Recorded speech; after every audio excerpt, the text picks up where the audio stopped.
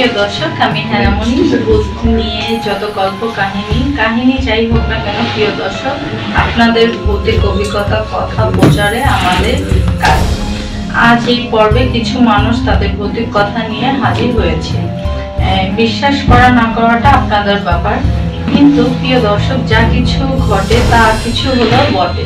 চলুন যাওয়া যাক মূল পর্বে। চলে আসলাম ভূতের কাহিনী নিয়ে আজকে আবার। কিন্তু আজকের পর্বে আমাদের সঙ্গে উপস্থিত এবিসি বাংলার ডিরেক্টর স্যার। আপনার সেই কাহিনী বলেন আমাদের সেই দর্শকদের উদ্দেশ্যে। ধন্যবাদ সোহাগ সাহেব, আপনার খুব সুন্দর একটি প্রোগ্রাম ভূত নিয়ে কথা।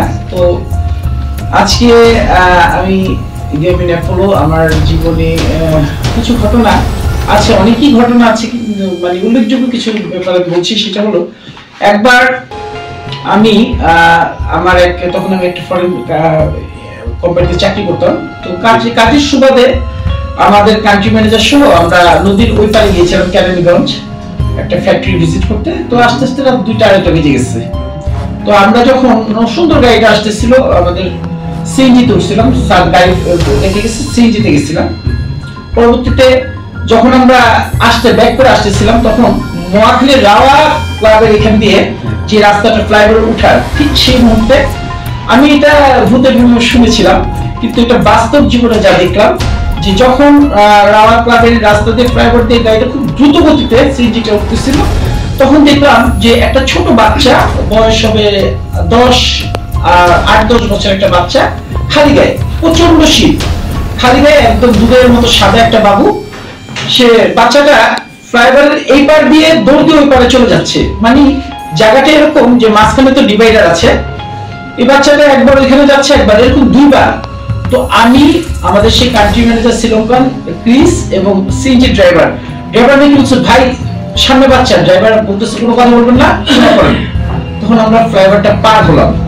যখন আমি মানে একটু সামনে গেছি, পর বাচ্চাটা ওই পারে, যে আমি আমার চ্যালেঞ্জ, আমাদের কান্ট্রি ম্যানেজার সহ আমরা দুইজন তাকায় দেখলাম বাচ্চাটার দিকে, যে বাচ্চাটার অ্যাসিডে পোড়া দিলে যেরকম চেহারাটা না, ঠিক সেরকম পুরো চেহারাটা লেফটানো, চোখ নাই, কিছুই নেই, খালি গায়ে, একটা বিকৃত একটা চেহারা। তখন গাড়িটা পার হয়ে গেল। তখন সিএনজি ড্রাইভার বললো যে, ভাই আপনি এত কথা বললেন, আপনি জানেন না এই রোডটাতে এরকম কিছু দেখা যায়। একদম নিজের জীবনে এরকম দেখিনি। আরেকটা হলো, আমি আমার ওয়াইফ নিয়ে শুয়েছিলাম, আমি নানু দাদুর কাছ থেকে শুনেছি যে ওই যে বসন্ত হয়, যে বসন্ত রোগটা। তো আমি একটু আগে থেকে একটু দুষ্ট প্রকৃতি ছিলাম, তো বাসায় কারেন্ট থাকতো না, তখন লোডশেডিং। আমার ছোট একটা বাবু ছিল তখন, 2 বছরের বাচ্চা, 3 বছরের বাচ্চা, আমরা মাঝখানে নিয়ে আমরা শুয়েছিলাম। তো নিচতলায় থাকতাম, 5তলা বিল্ডিং, আমি দরজাটা খোলা রেখে শুয়েছিলাম, কারণ মেইন গেট তালা থাকে। হঠাৎ রাত 2টার দিকে আমার এবং আমার ওয়াইফ আমাকে ডাক দেয়, এই উপরে নুপুর করে কি হাঁটতেছে। আমি শুনলাম স্পষ্ট নুপুরের শব্দ, ছম ছম ছম ছম করতে। যখন মানে আমি দেখার চেষ্টা করব, ঠিক তখনই দরজাটা এরকম ভাবে বাড়ি খেলো, মানে দরজাটা, আমরা নিজেরা অবাক যে আমি তো দরজা বাতাসও নাই, দরজাটা এত জোরে বাড়ি খেলো।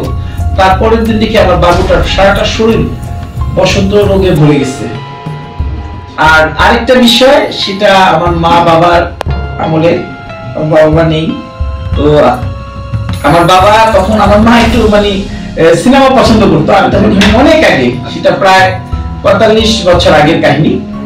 তো যখন সে আসলো, আমার বাবা আম্মা সিনেমার নাইট শো দেখছে, 12টা বাজে শেষ। তারা যখন বাসা আসছে, তো মুগদাপাড়া, জিটপা, এমনি জায়গাটা খুব খারাপ, হন্টেড জায়গা। তো আমার মাকে আয়সা থেকে বাসায় কারেন্ট নেই, তো আমার মাকে দরজার সামনে রেখে আমার বাবা বলছে যে, দাঁড়াও আমি একটু মোমবাতি আর ম্যাচটা নিয়ে আসি, বাসায় মনে মোম নেই। তো আমার দরজার সামনে দাঁড়ায় দিচ্ছে। মুগদাপাড়া তখন 2টেই বাড়ি, ওটা হলো রেহিনীদের বাড়ি, ওই যে ও জিলপা, বিশাল জিল। তো আমার আম্মা যখন দাঁড়ায় ছিল 3 রাস্তার মুখে বাড়িটা, ওই বাড়িতে থাকতাম আমরা। আমার আম্মা যখন দাঁড়ায় ছিল, তখন দেখলো কি, যে প্রথম 3 রাস্তার মোড় গিয়ে, মানে যার বাড়ি, একটা সাদা কাপড় পরা মহিলা আসতেছে, মানে যার বাড়ির সামনে দিয়ে আসতেছে শাকালিদের বাড়ি, ঠিক তার চেহারা ধারণ করতেছে। আমার মা বলে, কারণ মা কোথায় যাবে এত রাত্রে, কোনো কথা বলতেছে না, সামনে আসতেছে, দেখতেছে ওই শেফালিদের মা। আরেকটু টার্নিং করলো, পাশের বাড়িটা হলো রেহিমিদের, ওনাকে আমার মা খাওয়া রাখতো। খালাম্মা আপনি এত রাত করে কোথায় যান আপনারা?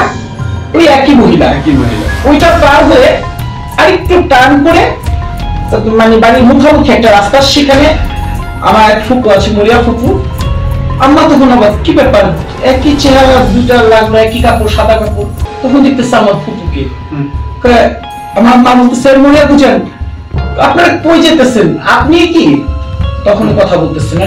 ঠিক যখন আরেকটু সামনে আসবে তখন আমার বাবা এসব থাপা দিয়ে আমার মারে ধরছে। আমার বাবা মা দুজন তখন উপস্থিত।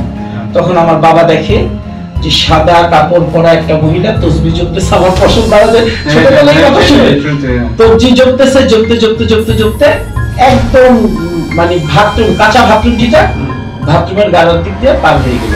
তারপর থেকে আমার মা প্রায় এক যুগ আমার মার পেটে ব্যথা থাকতো। অনেক ডাক্তার কবিরাজ অনেক কিছু দেখাইছে, আমার মাকে সুস্থ করতে পারেনি। মানে এই কথাগুলি যে ওইখানে এরকম অনেক ঘটনা আছে যে এরকমই অনেক ঘটনাই আছে। ধন্যবাদ আপনাকেও আমাদের এসটিভিতে আসার জন্য। ধন্যবাদ।